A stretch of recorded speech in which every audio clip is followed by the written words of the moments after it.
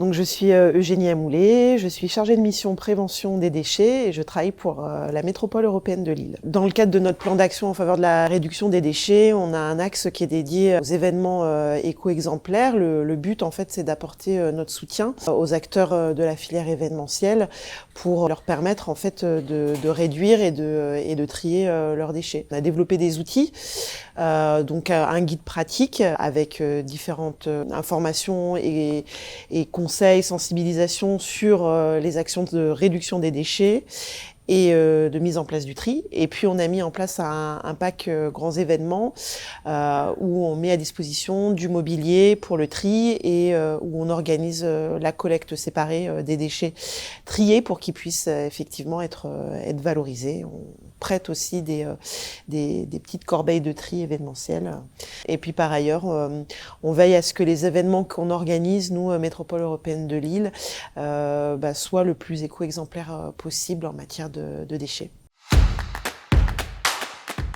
Le champ des possibles, il est vaste. Là, nous, ça fait depuis une petite année que vraiment, ça fait 2 ans qu'on y travaille très sérieusement et ça fait quelques mois que c'est vraiment en place. Après, on peut effectivement toujours aller plus loin.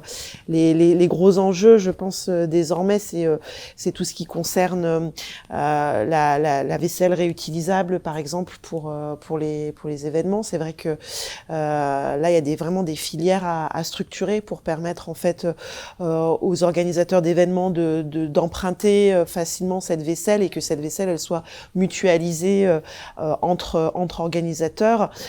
Pareil sur tout ce qui est ressources, réemploi des matériaux, réemploi des décors, des mobiliers, les logiques de ressourcerie culturelle.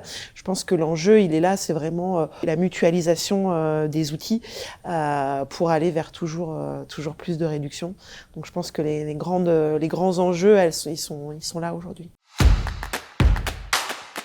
Ce qui m'a vraiment marqué sur l'échange de ce matin, alors on a beaucoup parlé de coopération, alors j'avais déjà bien ça en tête, mais ça m'a encore plus conforté dans cet enjeu-là, entre acteurs d'un même territoire, arriver encore plus à se coordonner et échanger.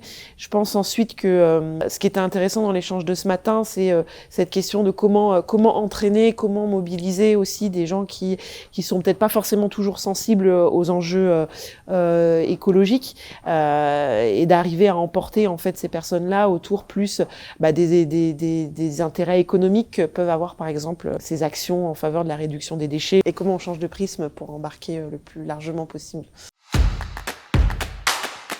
Partage, expérience et enrichissement.